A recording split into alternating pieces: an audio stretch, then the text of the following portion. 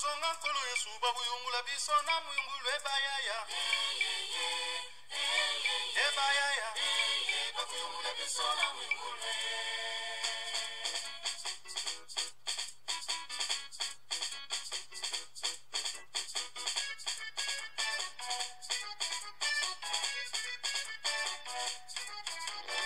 Allô Paris, envoie l'argent et je suis dérangé pour les enfants t'étaient chassés de l'école aujourd'hui. Allô Bruxelles, fais-moi mandat, nous galérons ici, vraiment les temps sont devenus difficiles. Merci téléphone, c'est grâce à toi que je peux relier le bout du monde facilement. Merci téléphone, c'est encore toi qui me permet d'entrer en contact avec tous mes amis. Le Studio Plus. Je suis très ravie de vous savoir encore et toujours très nombreux à nous suivre sur votre studio préféré, les Studio Plus. Chaque jour, vous constatez qu'il y a des nouveautés sur notre studio.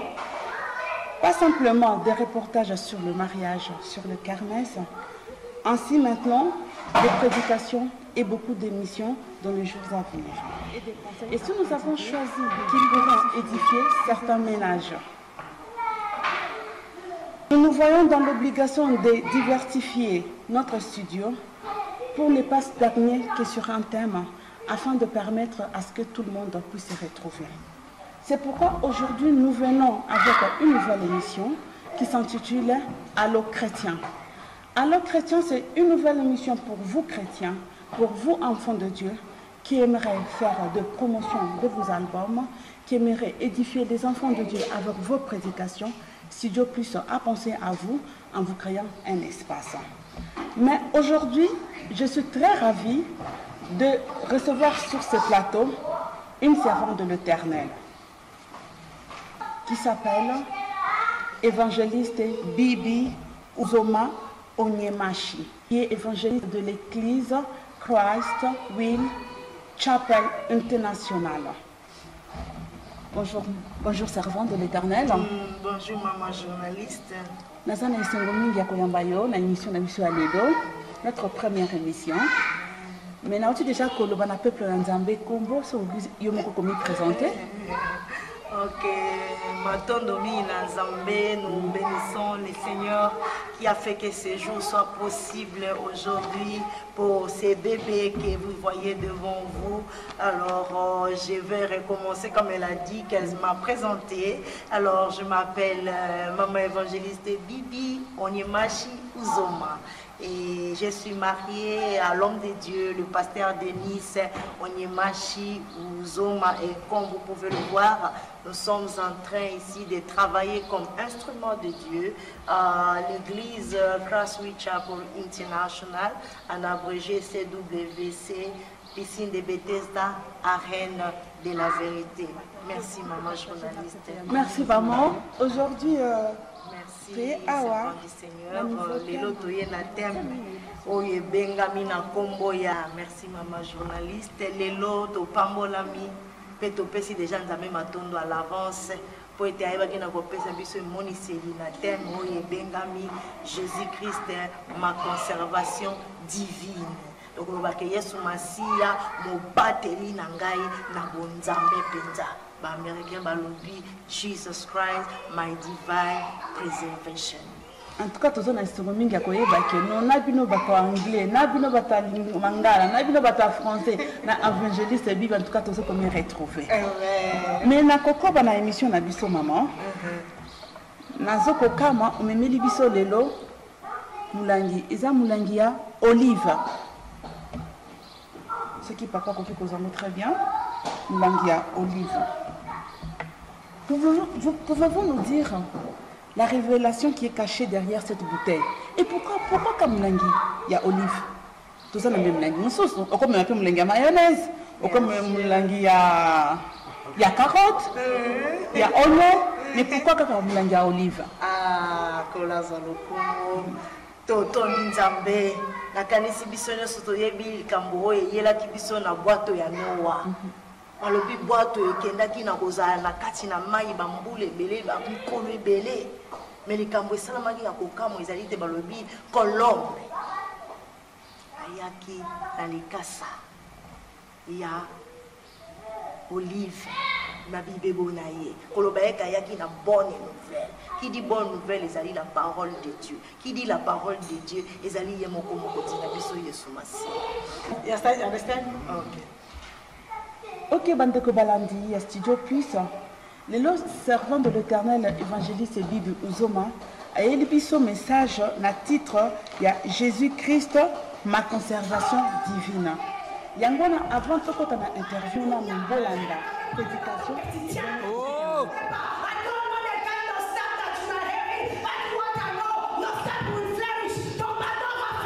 Amen. Amen.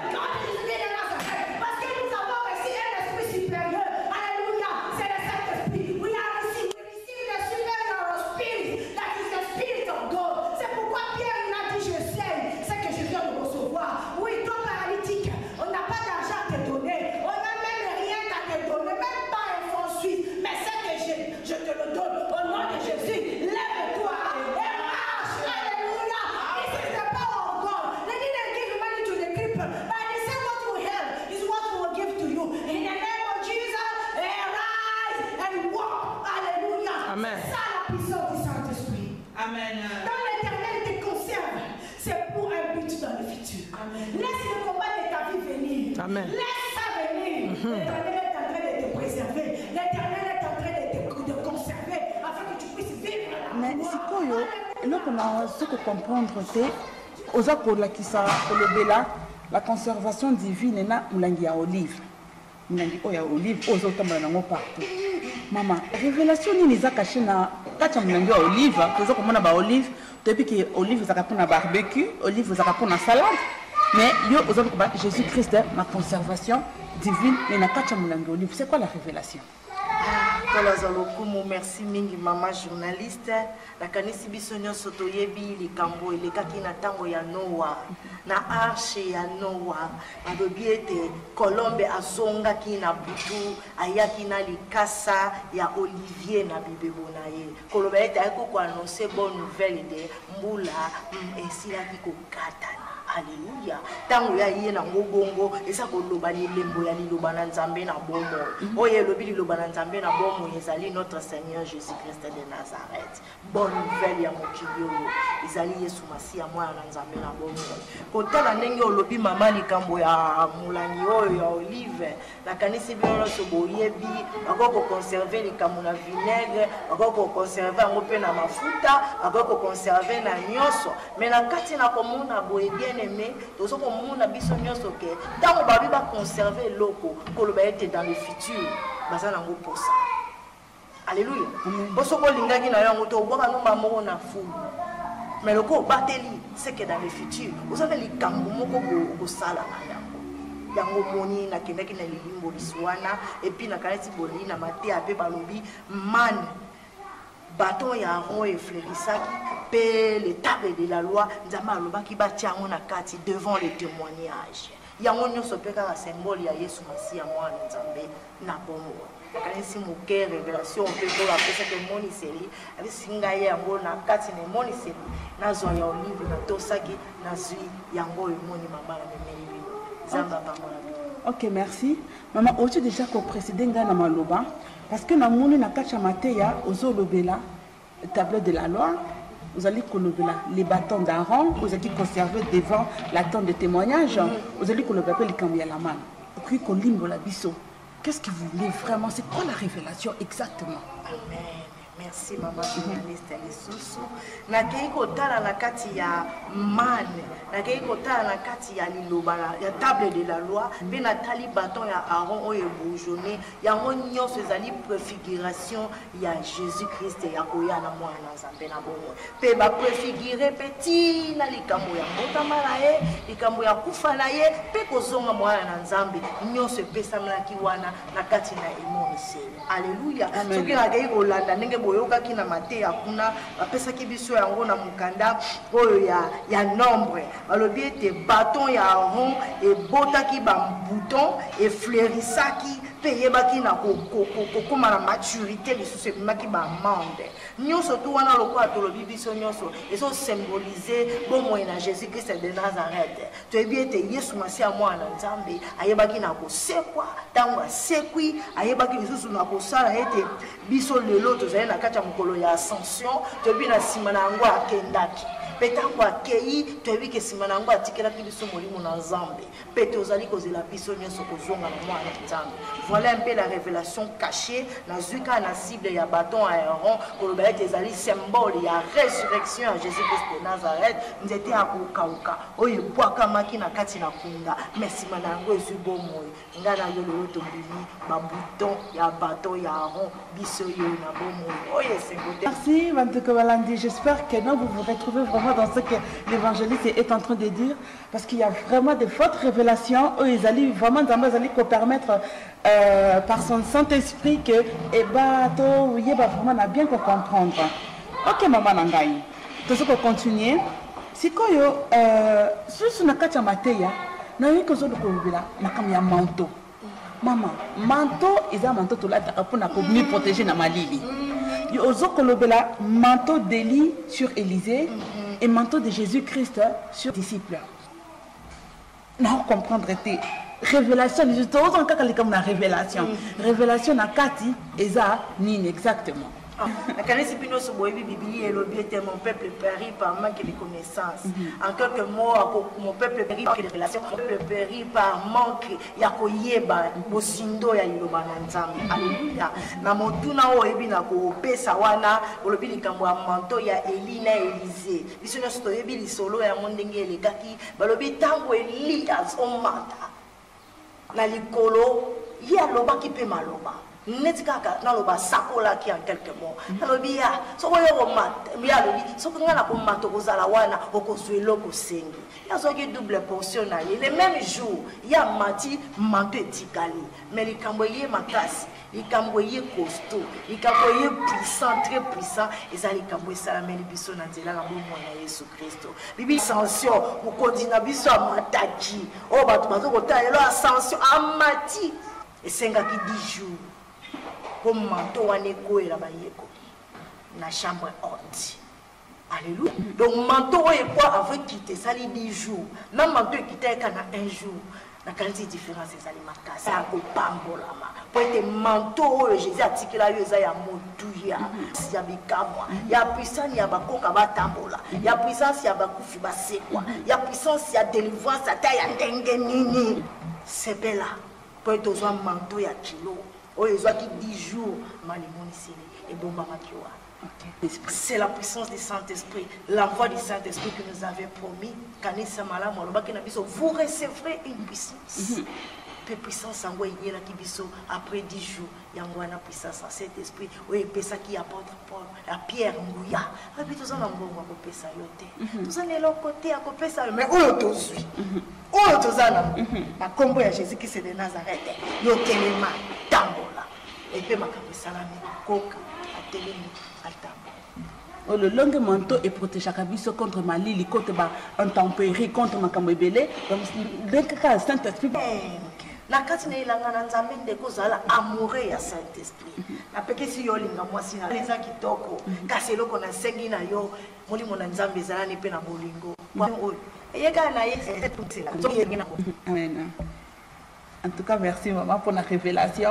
En tout cas, ça se voit vraiment que vous êtes vraiment rempli du Saint-Esprit. Hein. Toujours un questionnaire Nabiso par rapport au message que nous avons suivi. Dans le message, vous parlez aussi des 3 Joseph. 3 Joseph. Maman, 3 Joseph. Il est ici, Nino.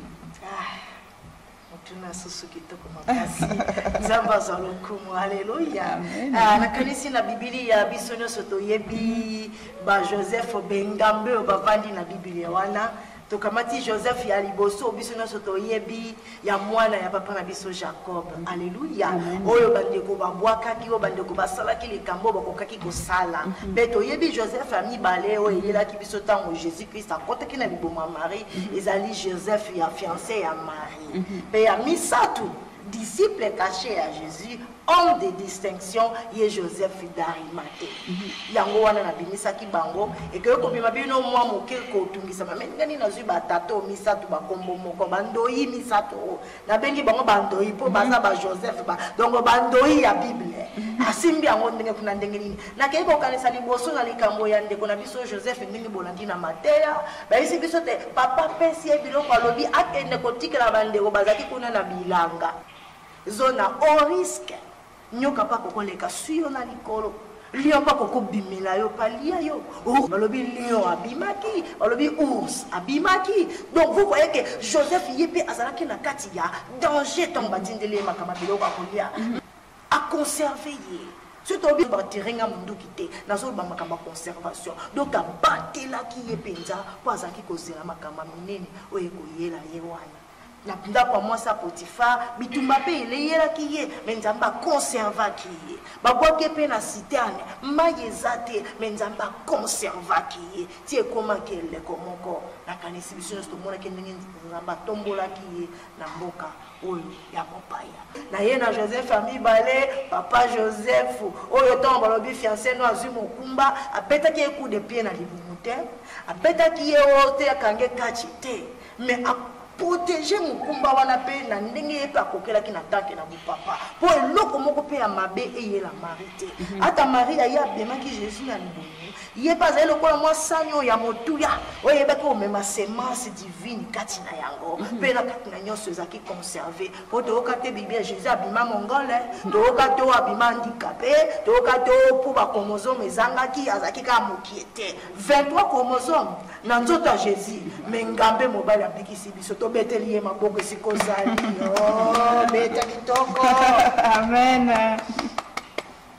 Pena sukisi na oya misa tu disciple caché balobi tango Yesu akufa kine kulusu balobi aye kosenga pa yebi mutu wana ayebi makasi na ye ayebi nguya na ye bapesa ki autorisation za nzoto ya Nzambe na komoni pe baki kotiana kati na kunda oye moko pesa abongisaki melika kwa kitoko ye pa conserver nzoto na mokonzi omoni bando yango ba osabe musala kana ndeka kibondoi bangono soka ba conservation na ba conservation ye pa bomi nzoto na mokonzi Bible lobi tango Jésus asekwi batiaki yango na Jésus zaki na kwa biloko ya lingela ka Jésus pour conserver wana ezaki na point ba linceul mais Pierre tango akoti amoni yango azui yango koloba ete Nzambe ata na kati na kunda yo ndimile kati na solo ndiko molingami conservation divine ezali ya yo Amen. voilà un peu on a compris koloba ya Ok, merci beaucoup.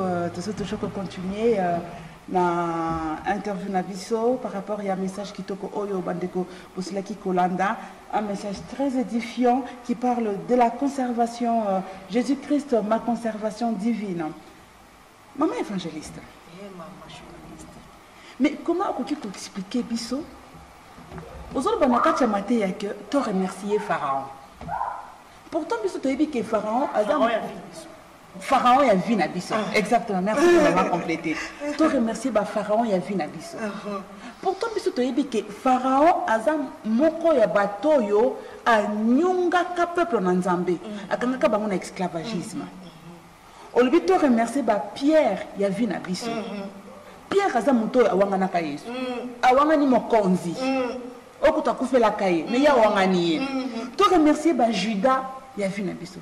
Maman, Judas muto ya azib le kola mbongo ateki Yesu mais yozorba to remercier bango na musala ni nyango bango basala ki bango ko muto alukeli so ba alukeli mukonzi na biso problème yo lebi koma mala na oyo ndenge to lobi kaka kozala amoureux ya Saint-Esprit okozwa mabomba mi ebele ya musindo haleluya to ke ko tala liboso tangi Pharaon ya sake ko nyoko la peuple en Israël achiki bango neti na kaka neti bazabo ba finani moyen no sali boko ezate moyen tiabo ezate e ba no sale plaisir ko mona bango bazo souffrir mayeba kiteke zaki kanali wapi Nzamba sepelaki pona pepe na yaza la conserver pour azo zela bango quelque part Alléluia.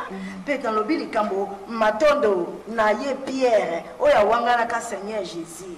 Matondo na ye. Pour mutagende ko lokota bilambo ezaki na tombo Jésus kaka ye wana te. Si l'évangile c'est nini ekei. Wa sala miracle liboso après ko yamba manteau après 10 jours. Kaka Yesu Pierre wana alakisi biso nzela ko yeba ndenge ke makambo asike bandi. Après résurrection à Jésus on dineli ye abibi lembo ko landa yo yango wana. Yango matondo pour te balakisi biso tondimi nzambe na bomo.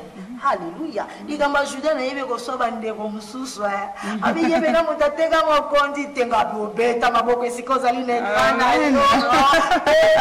Yebe sibiso ete maloba o eloba makina Juda ezaki pona likambo ateka mwana na nzambe na bomo. Juda sele kamwa kitoko mingi tango musuna lobaka sele kambo ya gu ya ntunga.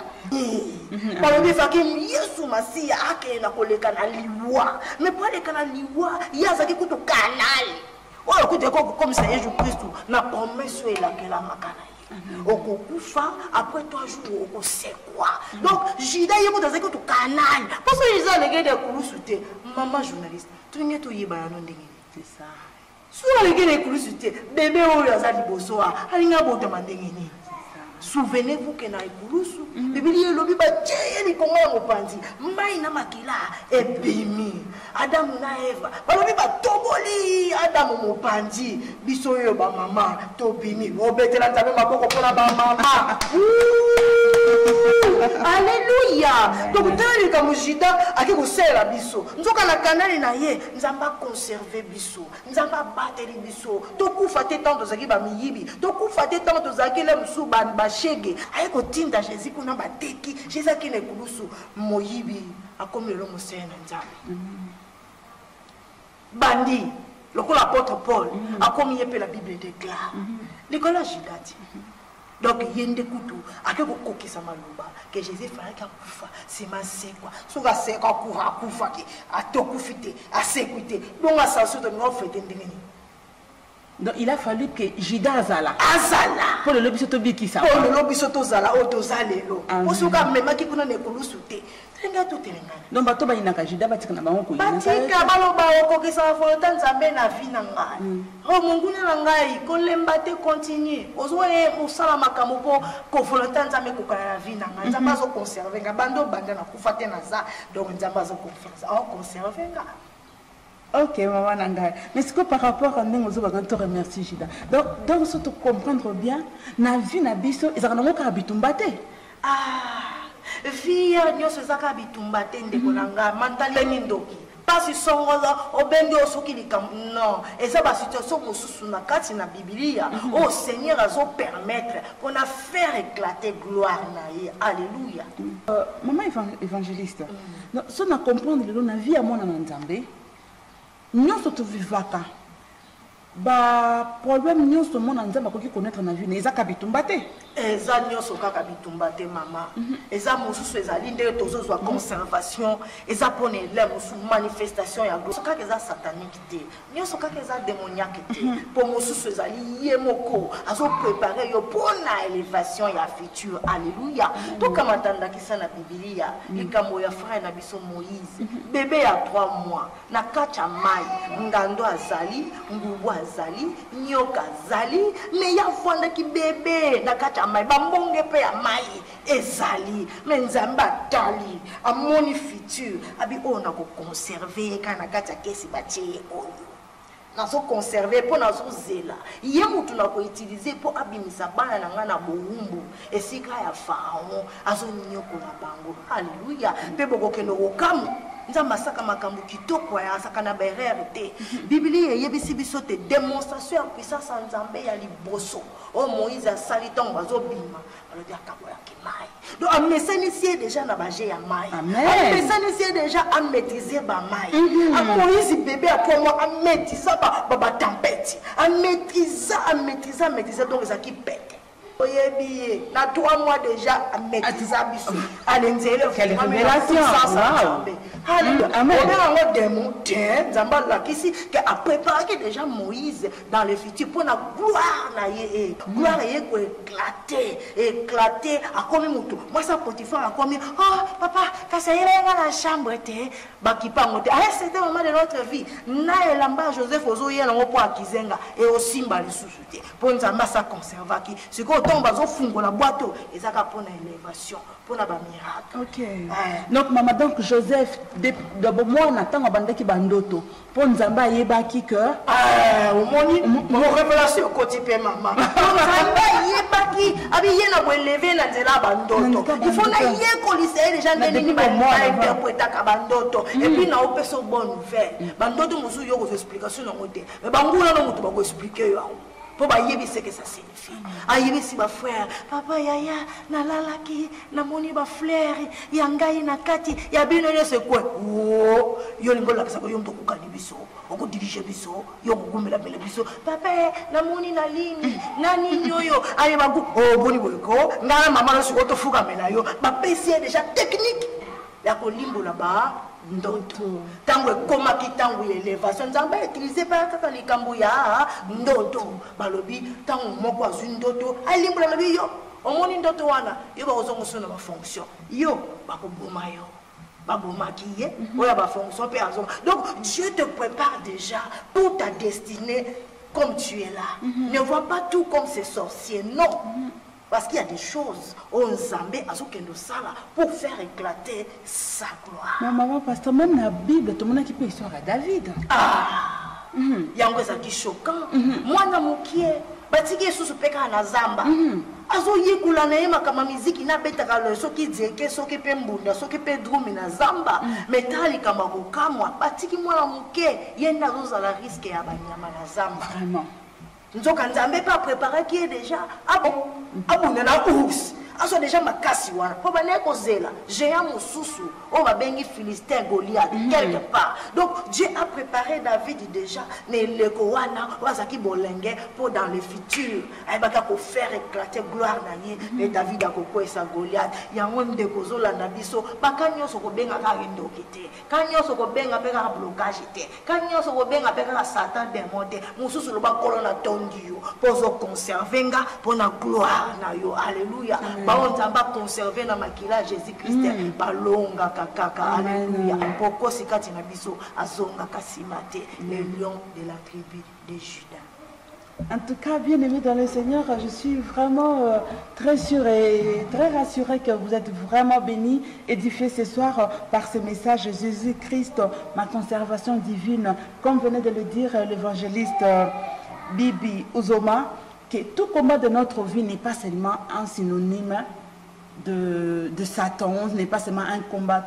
Tout ce que vous ne provient pas seulement des sorciers. Vous allez commencer à kokanga bando kebele na famille. Oh, il faut à la tata moi aussi. Il faut à la non comme non. Mais pourtant, ils ont un comme ça, c'est comme la cabine na vie na biso. Nous avons à ça conserver biso pour la gloire future. Alors, ils ont un comme aussi ceux qui peuvent au monique non bitumezo il y a vraiment prendre le temps de louer Dieu, prendre le temps de glorifier Dieu, parce que Nzambe ayebi pourquoi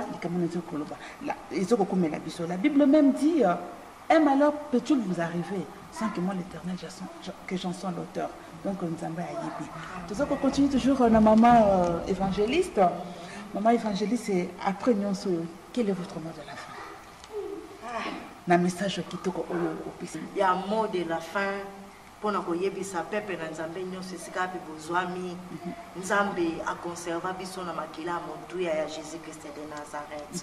Toza na confiance na Nzambe, toza na foi epai na Nzambe na biso, pe to yeba ete oyo nyonso Nzambe abongisela biso moto mokila kolongolela oyo yango te soki yosimbi kaka Nzambe makasi. To continuer kosela Nzambe, to continuer na ba dernier temps oyo ekomi délicat pona koyeba ke Nzambe azo conserver yo na ngai. Alingitango Jésus akoya yonanga tokene komona ya haleluya po yango ndi ya motu ya litombani tokozwa nyonso bongo so Jésus aye aloba yebi bisote yango na conservation divine bit ya suka ndenge Nzambe azo conserver yonanga eza poto koma na lola potokota lola mena yango tanga Yesu na yo simbi makasi pe komona oyo nini Nzambe akoyeba na kosala kati na vi na yo asala na batu asala na bandeko songolo asala na ba David mais tout na yo pe ekoya les paniers circulent encore. Ok, merci beaucoup maman. En tout cas, nous sommes encore une fois très ravis de vous recevoir sur ce plateau. Naibi ce que vous avez remerciement, et puis ça paye adresse exacte.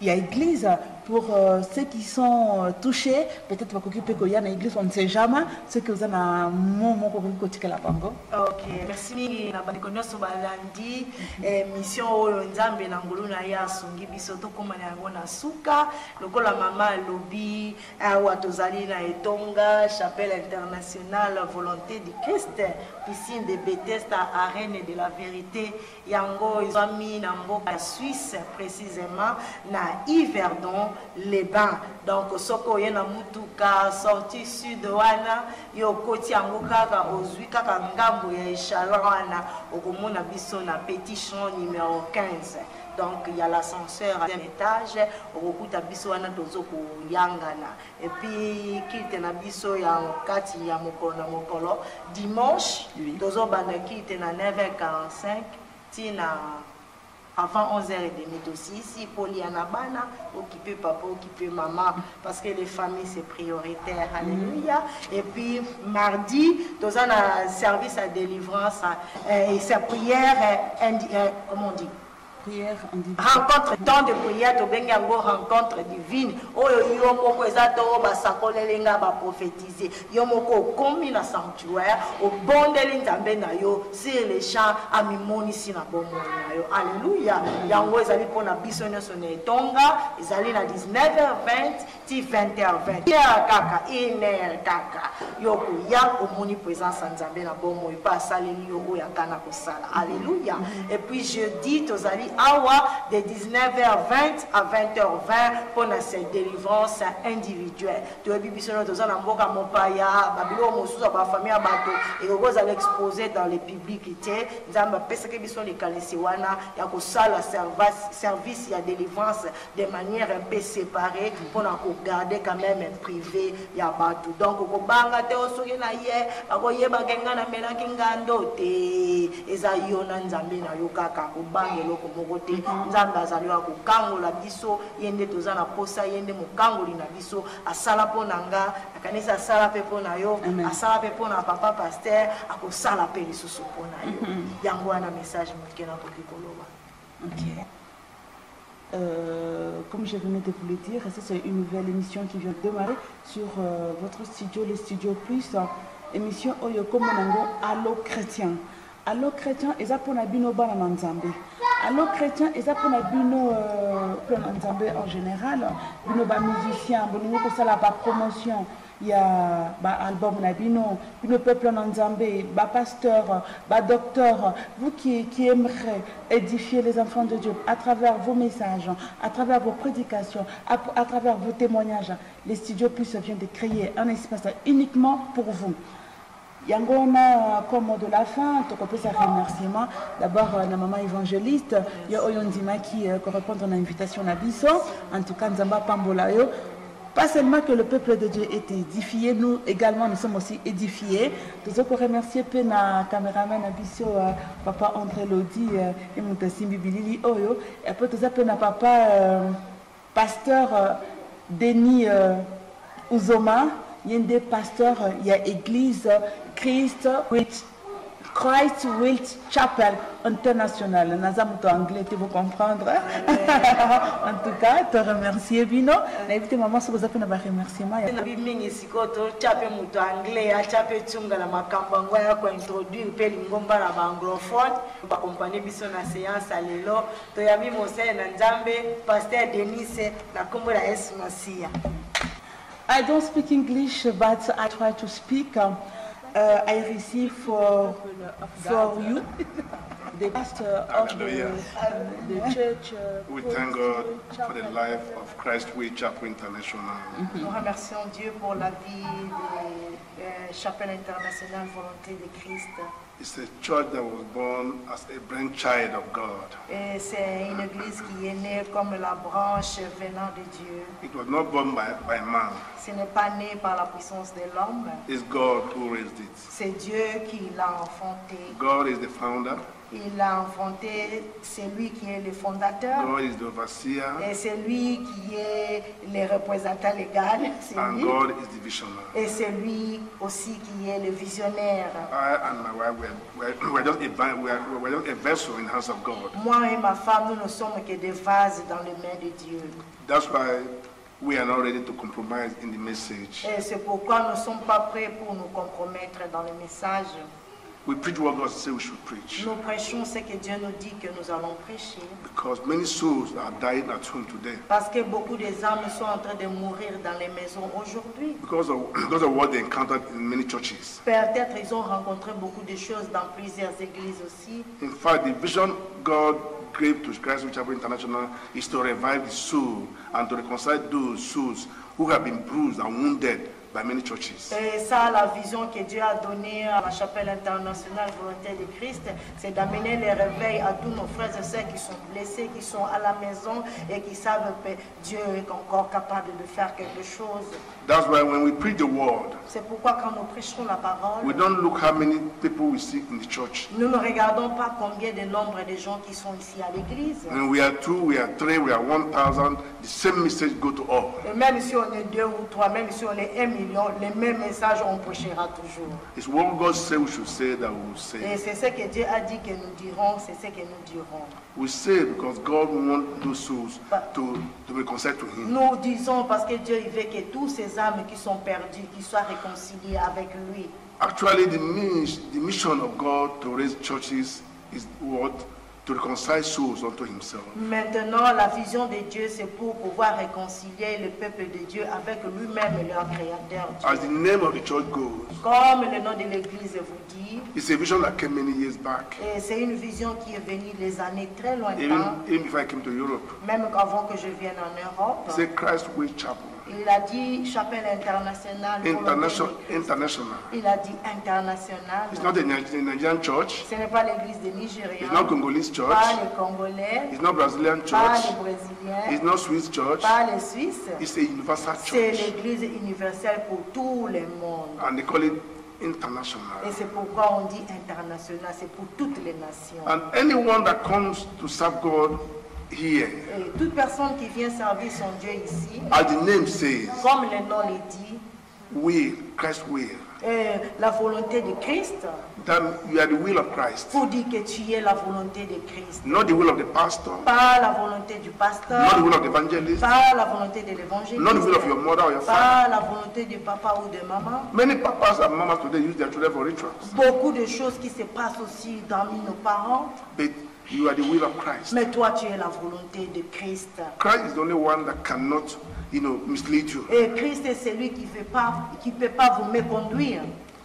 Like the message we preached here 2 weeks ago. Et comme le message qu'on avait prêché, ça fait 2 semaines, He said, I'm not alone. il dit je ne suis pas seul. When Christ said to his disciples, you may scatter and leave me alone. Et le Christ qui disait à ses disciples, même si vous partez, vous me laissez seul. The hour has come Mais l'heure est arrivée, when you will abandon me vous allez aussi m'abandonner, alone. seul. But I'm not alone. Mais moi je ne suis pas But seul, the Father is with me. parce que le Père est avec moi.